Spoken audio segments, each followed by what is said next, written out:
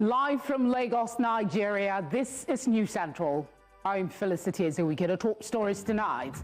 Atiku Abubakar accuses Tinubu administration of abandoning students studying abroad under Bilateral Education Agreement. Chimamanda Adichie serves legal notice to Lagos Hospital as Governor Sanwo-Olu orders probe into writer's son's death. And that toll rises in Iran protests as Tehran regime seeks talks with United States amid threat of military intervention. And in business, Nigeria records 1.64 million barrels per day average oil production between January and November 2025.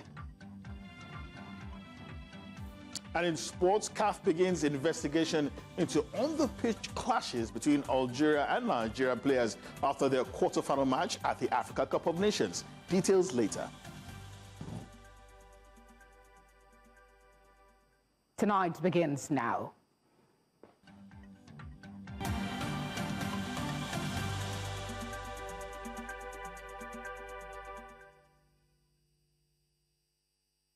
Thank you for joining us. Former Vice President Atiku Abubakar has accused the administration of President Bola Tinubu of abandoning Nigerian students studying overseas under the Bilateral Education Agreement. He warned that the alleged breach has left about 1,600 young Nigerians stranded abroad and stripped of support. In a statement on Sunday, Atiku said the scholarship scheme was quietly discontinued under the Tinubu administration without notice to parents or wards, and without consideration for the students already midway through their studies overseas. According to him, the decision has left beneficiary students abroad without stipends, with outstanding allowances now running into thousands of dollars per student. He explained that the scholarship, which began in 1993 and was revitalized in 1999, was designed to allow Nigerian students pursue undergraduate and postgraduate education through agreements between Nigeria and partner countries, describing it as a diplomatic bridge now left broken. Away from that, renowned author Chimamanda Adichie has demanded accountability from Euracare Multi-Specialist Hospital in Lagos following the death of a 21-month-old son, Nkanu Nnamdi, allegedly due to medical negligence. The Lagos State Governor, Babajide Sanwo-Olu, has ordered a probe into the incident, which has sparked widespread public concern. In a legal notice dated January 10, Adichie and her partner accused the hospital, its anesthesiologist, and medical staff of breaching their duty of care.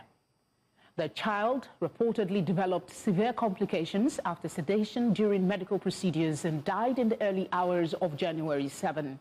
The notice, signed by Professor Kemi Pinheiro, SAN, alleges lapses in pediatric care, monitoring, and patient safety protocol.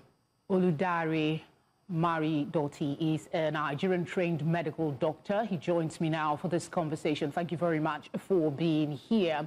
Since Adichie came out, most people have been coming out of the woodworks complaining about their experience with that particular hospital. Talk to us how risky deep sedation with propofol, in this case, in critically ill 21-month-old child. Talk to us about the implications here and the concerns being raised about the standard of care that was provided. Thank you very much, Felicity, and thanks to everybody at home. You know, it is a sad day because nobody wants to lose a 21-month-old. And also we have to look at it from the fact that it is easy to play Monday morning striker. Sansio Sime should have passed the ball when you are not there, the one playing the ball. So we have to be balanced in looking at this thing. But definitely there is no denying the fact that, a tragedy has occurred, but we also have to understand what is the main cause of it. A detailed investigation is needed. Propofol, like you said, is also called Jackson juice because that was what was administered on Michael Jackson in 2009 that led to his death. And that doctor eventually went to jail and had his license revoked because why? He did his own in a house outside an hospital setting. Propofol is not a bad drug. It is a very potent drug that works fast and can wear off fast. And that is why for the, procedures that they said they wanted to do, they chose to use that. It is supposed to work so fast so that they can do the MRI and then wear off very fast. And part of the problem that they are talking about, first off, informed consent, they mentioned that in the letter, that is supposed to be mandatory. So if anybody does not take an informed consent before starting that procedure, they might even lose their license. But outside that is also the monitor post the administration of the drug. The boy's vital signs, essentially oxygen concentration, heart rates, respiratory rates, should have been monitored after the administration of the drug so that when it wears off, the boy will wake up and all. But we know that there's one problem in Nigeria right now, which is the shortage of healthcare personnel, not just doctors, nurses, physiotherapists, everything. And you may want to blame it, Nigerians may want to blame it on doctors like me, that jackpot, but that is not where the problem is. The problem started when I was in part 3, when we heard the rumor that under the Obasanjo regime, when they increased the salaries of doctors were told to reduce the number of doctors they were training. And not just doctors, all healthcare sector workers across the board. That is a bigger issue. That is a bigger issue, yes. And hopefully if we have time, we can address it. But I want you to talk to us about the response that has been given by Euracare Specialist Hospital. On the one hand, they are empathizing with the family's grief, but they are saying that they needed to address what is circulating as inaccuracies being circulated around the child's care.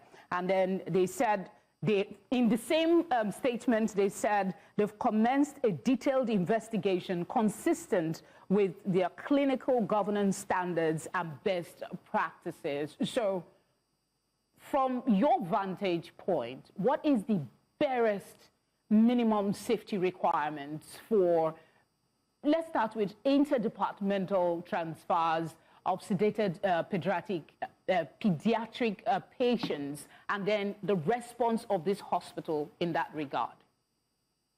Yeah, definitely. The patients should not have been, like I said, the monitoring was the most important part. And most of the times, healthcare is a labor intensive. That was why I went to that history of what caused it, because most of people are short-staffed. So we don't know what their staff strength was at the time when that incident occurred. And in my own opinion, I would have probably even not if I was making the judgment, not done the MRI or the lumbar puncture, because when you think about it, what good would that be for a patient who is being transferred to the United States the next day? They could have just given the central line and then refer, and then the doctors here would handle the situation. But it is a sad event.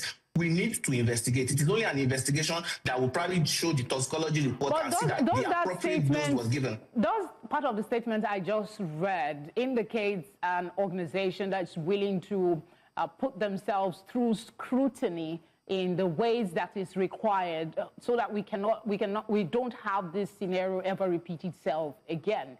I mean, looking at the statement that's been issued and the body language, as we use in local parlance, from the hospital. Yeah, that is what you would expect from the hospital, because definitely a very prominent, globally renowned person has had a tragedy in their care. But you cannot trust the hospital to make that determination. An independent, body like the MDCN, an independent investigator is supposed to look at all the details, and then we can pinpoint it. But the problem I have is that I know Chimamanda is a globally renowned person, but she might not even get justice, assuming, and this is assuming the hospital did something wrong, because we know the way Nigeria is. I cannot tell you the number of stories of negligence that I know about that the people did not get justice, because somebody always knows somebody, and with time Nigerians tend to have amnesia, and we just forget about it. I hope she can get what's called justice. I hope the hospital is insured, because that's also very important, because you cannot bring the child back, but definitely the hospital can be punished. We have one particular case, and that's Chimamanda Adichie, and because of her personality, this matter is in the fore. But now that her matter is out, a lot of people, like I said in my opening statement with you, that they're crawling out of the woodwork, expressing they are concerned about the quality of care that that hospital has given. And in her statement, Chimamanda alleged that the hospital had prior knowledge that at least 2 previous cases involving alleged anesthetic overload. We know that they are investigating. So my question would be, what would be the ideal amount of time for such an investigation to be concluded so that people will feel justice has been done? And from what you know about the Nigerian system, is that feasible? I mean, I don't think it's feasible. Investigations like this take a lot of, details, toxicology reports. You want to know even the quality of drug. Was it a properly, we know a lot of fake drugs are in Nigeria. Yeah, but there's a time frame. Is there no time frame that maybe legally or medically or ethically that such investigation must be concluded, no matter how technical and tedious it is? There's no legally binding time frame for a conclusion of such an investigation. The Michael Jackson case took over 5 years because discovery and whatever, even after they knew that they had already blamed the doctor and all of this. But the most important thing is for us to get to the problem of it, because the problem that I'm thinking, and the investigation is what will reveal this, is that the boy was not properly monitored after the administration of the anesthetic agents. And if that is the case, it goes to show that healthcare is a labor-intensive business whereby you need people, you need nurses, you need doctors to be available to be able to focus on one patient. So if that does not exist, this thing will keep on reoccurring. It will keep on reoccurring. I mean, there are so many people who have had this thing that will not even be educated enough to know. Chimamanda right now, she is exposed. Her husband, I think, is a doctor, so they know. There are so many people that have suffered from medical negligence that they don't know. Unless we can increase the number of doctors and nurses and physiotherapists and all healthcare workers that we have, we will not have the required effective number to do the appropriate management that will keep Nigerians safe, ill and hearty. And the federal government has a lot of role that they are playing in this that is negative to the development of doctors. Essentially, they just even banned accreditation of new schools when we need to train doctors and nurses. So these are things that we need to look at quickly. I don't know whether this question is appropriate, whether you have the legal background, but you might have an idea. In 40 seconds, if you can, how critical is informed consent in emergency procedures, and what must parents legally and ethically be told? So the informed consent is to essentially protect the doctor or the person carrying out the procedure, and also to give the patient his right, because the patient has the right to determine, and in this case, the mother has the right to determine whether or not she wants a procedure. So that is mandatory before any procedure, whatever the procedure is. They make you sign, and that's as a little bit of indemnity for the hospital. So if this was not done, that means the patient's rights have been violated, but that means the doctor has also, or the institution has also foolishly failed to protect themselves by not giving this patient the informed consent to sign. Very important. All right, Dr. Maridoti, thank you for obliging us tonight. Coming up, 2 Rivers lawmakers seek suspension of Fubara's impeachment process. We'll tell you more when we come back. Just stay with us.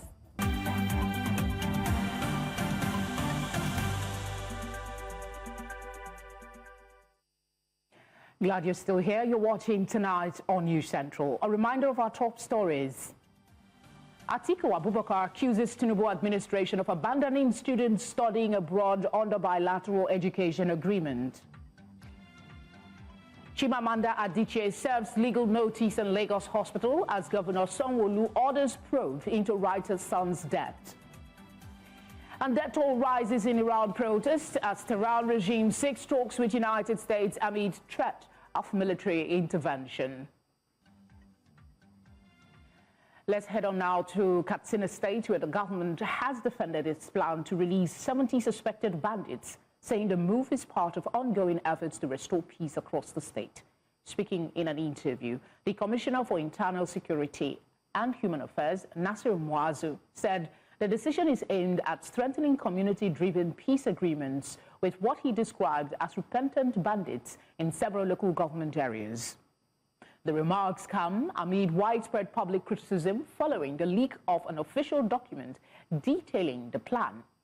The letter, dated January 2, 2026 and marked secret, was reportedly sent to the Chief Judge seeking the involvement of the Administration of Criminal Justice Monitoring Committee to facilitate the release of suspects currently in custody. Okay, for this conversation, we'll be joined by security analyst Darlington Umoru, as well as Abubakar Kankara, who is a conflict journalist. Right, we will bring them in a bit, but in a moment, let's tell you that the Edo State High Court has ordered the remand of some youths who have been accused of looting and armed robbery for their alleged involvement in the protest that rocked Ekpoma area of the state at the Ubiaja Correctional Center. This followed the plea of the prosecution for a 14-day remand period. Some of the protesters and their relatives who were present at the court wailed as those arrested were moved into a waiting vehicle. Angry youths had last weekend to demonstrate against the spate of kidnapping and other forms of insecurity in the town located in the Asian West local government area. A viral video showed some residents in the Edo Central region protesting the rising kidnappings and killings. The Akon of Badagry Kingdom, Deweno Menutoyi, has died at the age of 89. The respected monarch, who reigned for more than 48 years, passed away on Monday after a brief illness. Oba Menutoyi was a prominent member of the Lagos State Council of Obas and Chiefs and widely regarded as a leading traditional authority in Badagry. Reacting to the loss, Lagos State Governor Babajide Sanwo-Olu described the monarch's death as a great loss to Badagry, Lagos State, and Nigeria as a whole.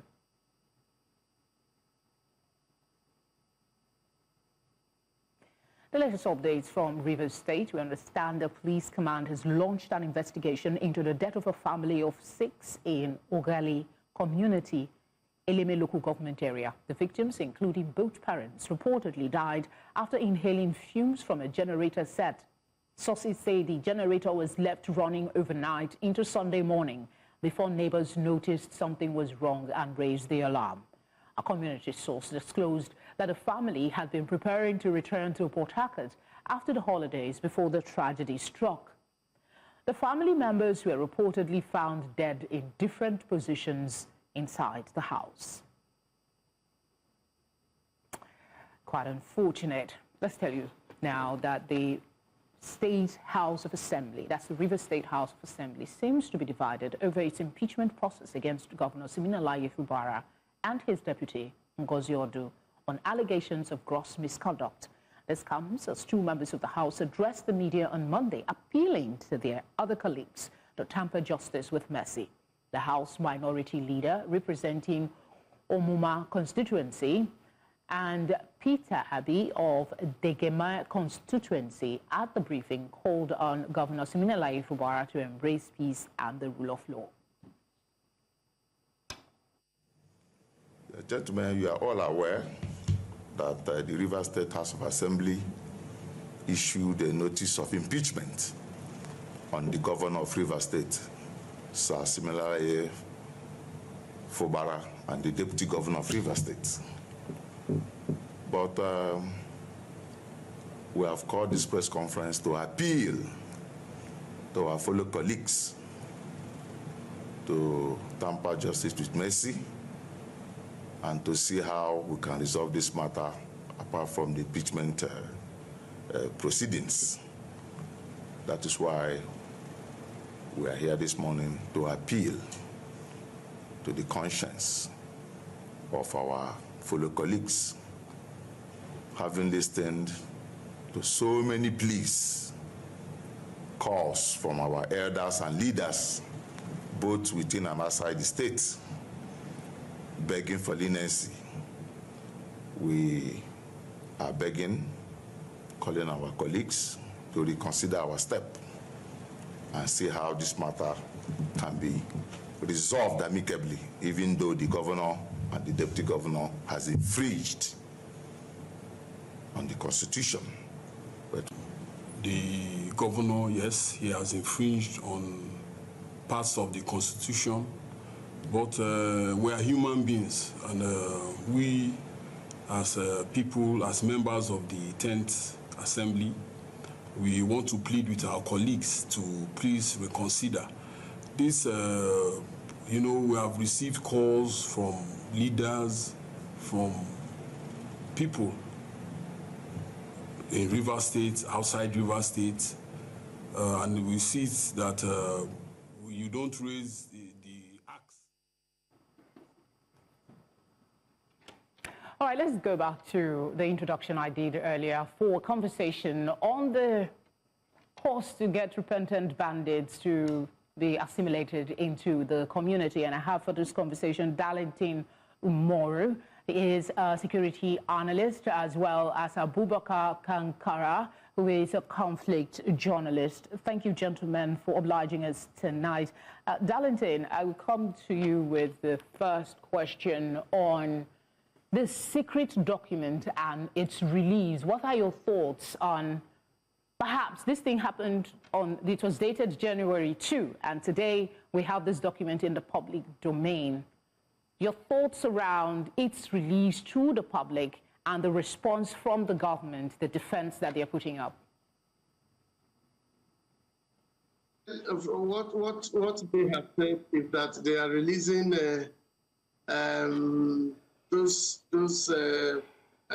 well, I don't want to call them criminals now because they have not been declared criminals by a proper court of jurisdiction. Exchange of prisoners of war, as they call it, is allowed, you know, during war times, you know, where we have seen that across the world over time. And when one side will say, release our men, and then we'll give you back your own men without paying ransom. It's actually a part of what is described as the non-kinetic approach, you know, which is what is going on in Katsina now, and it's expected to also go spread across some other areas. But here is the worry. Here is the worry. On the one hand, the public is told by the federal government that there will be no negotiations with terrorists and bandits, and we've seen an increase in the spate of kidnapping, not just in up north, it's down here in the south as well. People are getting kidnapped for ransom, and then you hear that these bandits are being assimilated into the society. The Commissioner for Internal Affairs says that they've not broken any law, and it is part of an ongoing negotiation. Is this not in contradiction of the federal government stance? Let me correct an impression, please. Let me correct an impression, and I'm going to give you an empirical answer to that. People keep saying that you don't negotiate with terrorists. I do not understand it. America, once upon a time, negotiated with the Taliban, and that negotiation was done by the king of Qatar, where one American soldier was expected to be released by the Taliban, and 7 deadly Taliban in Gautama Bay were released back to them just to secure the life of a certain Sergeant Bo of the US. So when people say you don't exchange or you don't negotiate with terrorists, I do not understand it. America did that. America cannot even tell us they don't do that because we have the record and we have the history. Okay, Darlington, the reason you are in this conversation and the reason I'm posing, Darlington, the reason you are in this conversation, the reason I'm posing this question to you is because of your background. You're a security analyst, and the question I asked you was quite straightforward, that the federal government has said they do not negotiate with terrorists. If that has changed, no formal information has been communicated to the people. Correct me if I'm wrong on that instance. Let me come to you, Abubakar, and just ask your experience with this and where we currently are. People are being kidnapped on a daily basis, and ransom is now being paid. And then you have a government who says that they are going to take back people who are repentant. From your experience, what are some of the criteria that makes these people truly repentant? And are there any guarantees that these people will come back to the society and be meaningful?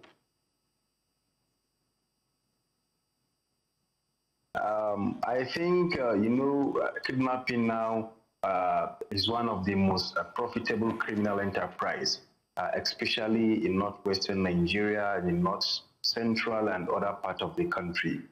What I think is the government are trying to negotiate with these terrorists, but these terrorists understand that whenever they commit more atrocities, the government always call them to sit with them in dialogue and pay them in millions and then compensate them with their demand. So they make it a usual business to kill more people, to kidnap more, especially they target even minorities, they target women and children. So as the government will listen to them and free most of their lieutenants and their commandant, which most times you find out that is one of the things that is making the bandits or the terrorist group killing more people, because when you arrest their most experienced person, they become handicapped and they lack some strategies to attack or invaded some security personnel. So with a return of these people, they said repentant, I think we may see more chaos and more people being killed, because they have killed most of the people protecting the civilians, most especially the vigilante and the local security, and now coming back is a mock on the citizens, and then that will also impose more fears on the citizens, because they will understand that people that are meant to protect them are now protecting the terrorists. I think the government should think about this, because a lot of citizens will not find it easy when they see this terrorist group being reintroduced back to the community to continue their atrocities until or unless they are fully repented, and then the government will ensure to deploy more troops and build more mechanism where people will not be killed or threaten their life. So I think this is one of the major reasons these bandits keep more attacking, to get more found from the government and the ordinary citizens. All right, Darlington, I'll come back to you. My question is in two folds. The first is your comments about even the U.S. negotiates, but the scenario we have here in Nigeria, where it is now ransom, kidnap for ransom. It is a business, whether I want to acknowledge it or not. One U.S. citizens, we know they will go anywhere, but do we have that culture here in Nigeria? That's on the one hand. Then on the other hand, based solely on your capacity as a security analyst, what are the implications of this continued negotiation in a climate that isn't showing any support from these so-called bandits who are saying they are negotiating, but on a daily basis we see people killed, communities destroyed, and people kidnapped? Well, even when the government will want to take such actions as revenge against the terrorists and the bandits, they will not come to television to tell you that. We have often had reports where, particularly you journalists, shy away from reporting situations when the army, the Nigerian military conquers. When the Nigerian military overruns the terrorists and the bandits, it is in most times not given the kind of publicity that you will give to it when a soldier or a military man is killed. You know, so it's not as if all of that does not happen, but it is whether the journalists are actually giving adequate priority to reporting all of that. Talking about culture, I don't know what you mean by culture, whether it's our culture. What we know that in military in war situations, you have the kinetic approach and the non-kinetic approach. And so there's nowhere in the world where wars were completely won only through the kinetic approach. At the end of the day, you see people coming down to the round table to judge. What are they judging over? Is to find solutions to how to bring in such situations, you know, to an end. You shift a little, I shift a little. Now, I just told you that if the number of persons in captivity in the hands of these bandits and terrorists that are being released now are far more than the number of persons that they are demanding that the Katsina people are releasing to them now. I don't know if you agree with that, but I think those facts are available for you to check. All right, Darlington, I wish we had more time. Honestly, I wish we had more time, because I would scrutinize your comments about the media. You're literally saying we are accomplice in promoting the blood and not the rescue by the military. But maybe that's a conversation for another day. Abubakar, thank you. Darlington, thank you. We appreciate your time. Tonight returns with more developments. Stay with us.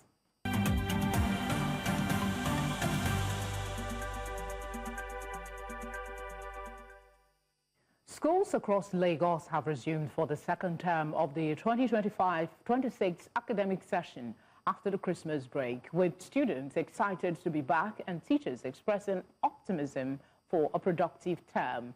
News Center's Omolola Ololade reports. Season is over and learning is back in session.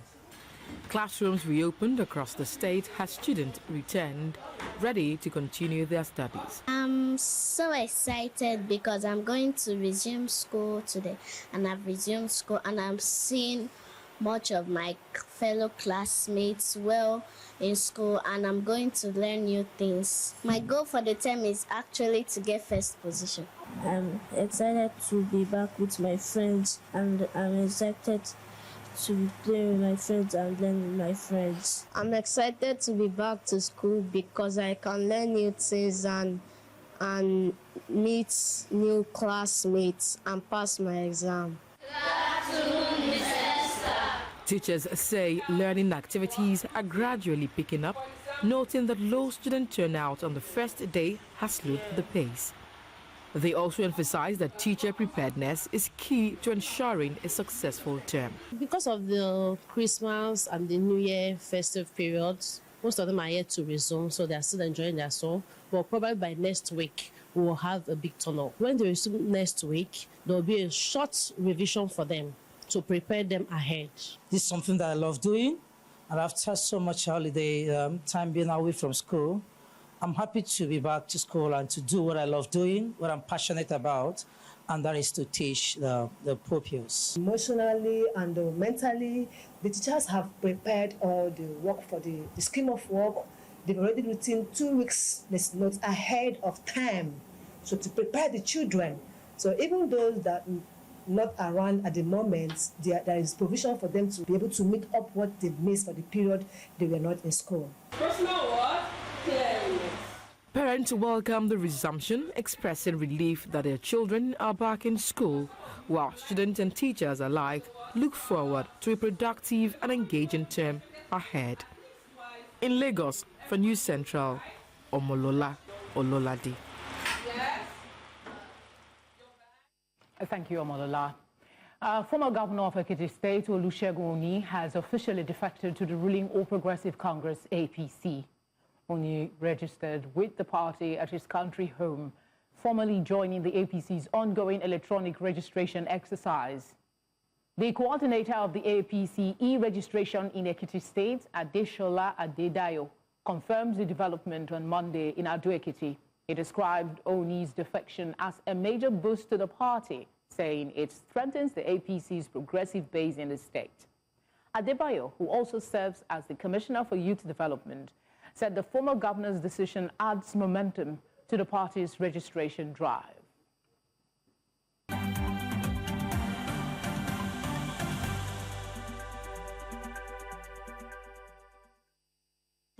Away from our shores, Ugandan opposition leader Bobi Wine has warned he will call for nationwide protests if this week's presidential election is rigged. Speaking in Kampala, the singer-turned-politician said President Yoweri Museveni must not manipulate the vote.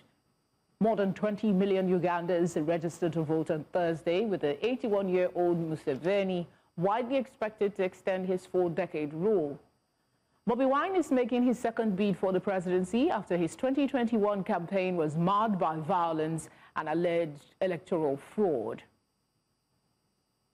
And to one of our top stories tonight, tensions in Iran continues as the government says it is studying proposals sent by the United States following President Trump's threats of military action if protests turn violent.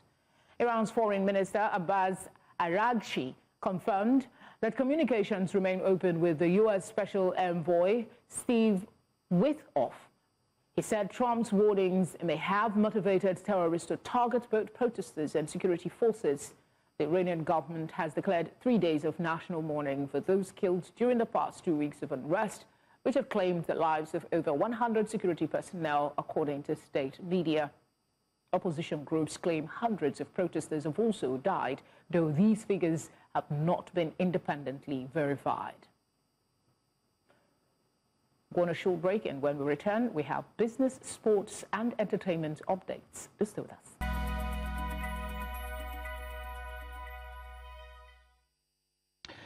Nigeria's crude oil and condensate production averaged 1.64 million barrels per day between January and November 2025, according to the Nigerian Upstream Petroleum Regulatory Commission.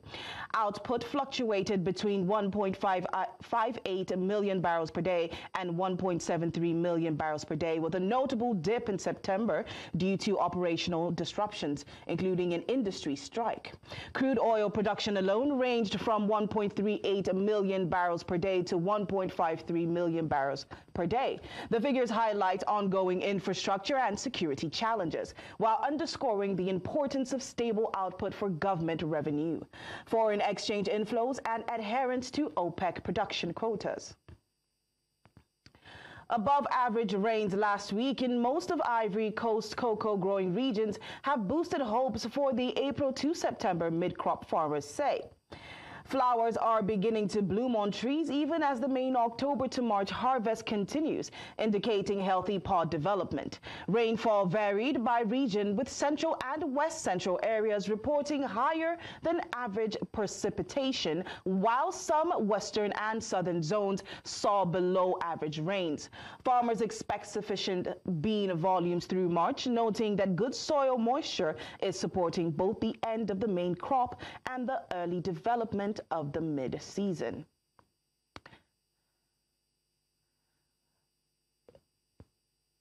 All right, it's time for the stock market report. The Nigerian equities market kicked off the new trading week on a confident note, with investors pushing the all-share index higher and market capitalization holding firm at above 104 trillion naira mark. So it closed at 163,244.69 basis points, and it's up by 0.58%, and the market capped out at 104.52 trillion naira. Now, strong gains across key sectors, particularly oil and gas, banking and insurance, combined with a sharp surge in trading volume, signaled a renewed risk appetite as the market builds on last week's momentum. But beneath today's green close, the question remains, is this broad-based rally or selective positioning ahead of the next macro trigger? So let's take a look at the numbers. So banking closed at 0.86% in the green. Also up this trading day was insurance, up by 0.88%. Oil and gas closed in the green at 1.49%, and consumer goods also up by 0.57%, and finally industrial goods up by 0.81%. So we're seeing a sea of green today. So while the market closed in positive territory with stronger volumes and broad sectoral gains, the sustainability of this momentum will depend on how investors interpret upcoming macro signals and earning expectations. For now, the bulls remain in control, but as always, selectivity and timing will be key. That's all on business tonight. My name is Chimamanda Ngozi.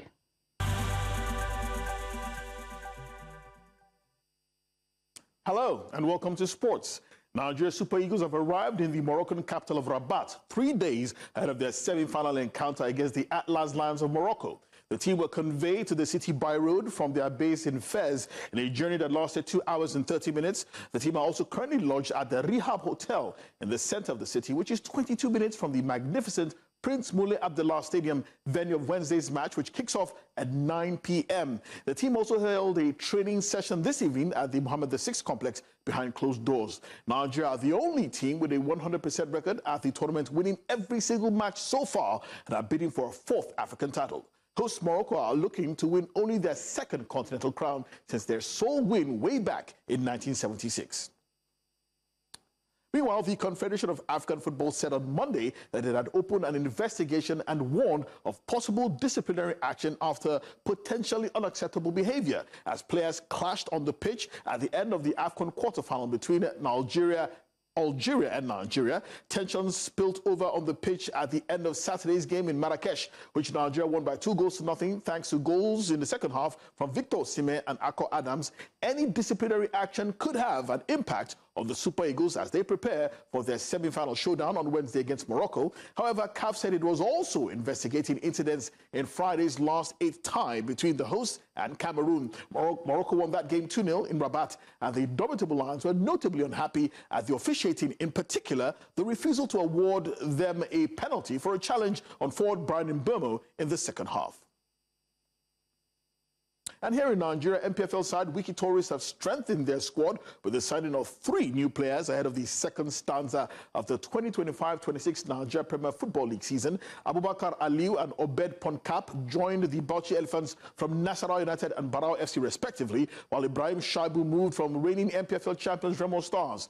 According to the club, the new signings demonstrate the team's commitment to competitiveness and ambition as the season progresses. Abdullah Mekaba's side are currently 14th on the log, 2 points clear of the relegation zone, and will face Warri Wolves in a matchday 20 fixture on Wednesday in Bauchi. And finally, 24 hours after losing the Spanish Super Cup final to rivals Barcelona, Real Madrid have fired manager Xabi Alonso after just 8 months in charge, with his former Liverpool teammate Alvaro Arbeloa taking over. Real were beaten by rivals Barcelona 3-2 in the Spanish Super Cup on a Sunday and trail Barca by 4 points in La Liga. Alonso, who spent 5 years with Real as a player, won the Bundesliga with Leverkusen in 2024 and replaced Carlo Ancelotti at the Bernabeu last summer. He won 24 of his 34 games in charge at Real, but his side were booed off after a defeat by Celta Vigo last month, a loss which prompted an emergency meeting for the club's hierarchy to discuss Alonso's future. They suffered a heavy 5-2 defeat by City rivals Atletico in September and were beaten by both Liverpool and Manchester City in the UEFA Champions League. And that's all we have on Sports Tonight. Entertainment is up next with Endewo.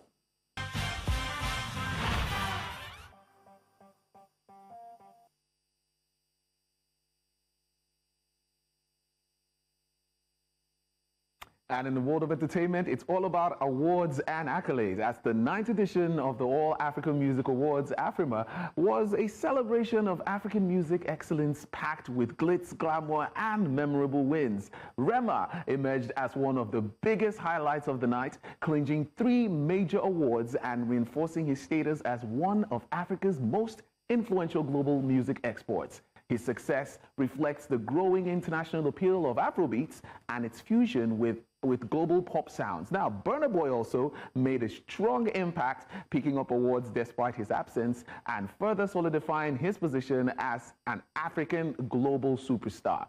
Tanzanian singer Juma Jux equally impressed, shining as one of East Africa's most leading voices as well. Overall, AFRIMA highlighted Africa's rising dominance on the global music stage.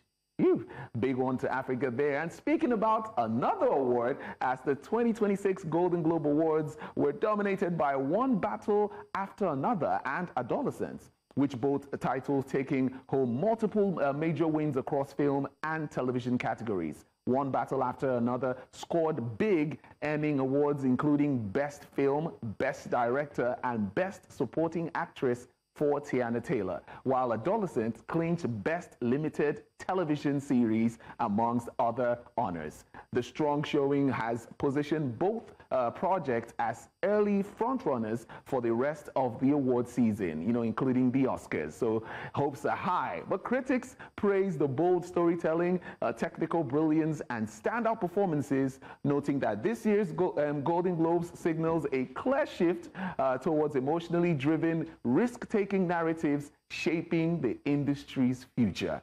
Yes, like I said, it was all about accolades and awards. And yep, that's all we have on entertainment tonight.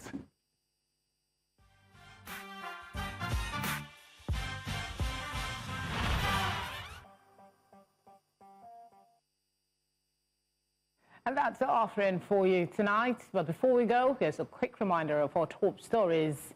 Atiku Abubakar has accused Tinubu administration of abandoning students studying abroad under Bilateral Education Agreement. Chimamanda Adichie also served legal notice on Lagos Hospital as Governor Sanwo-Olu orders probe into writer's son's death. We also brought you news that the death toll has continued to rise in Iran protests as Tehran regime seeks talks with United States amid threat of military intervention. As always, to share your eyewitness report with us using the numbers showing now on your screen. You can do this as well by following us on all social media platforms at News Central TV. You can watch us live on DSTV channel 422, GoTV channel 23, Star Times channel 274, Avo TV, and on YouTube. As always, thank you very much for your kind attention. Have a good night.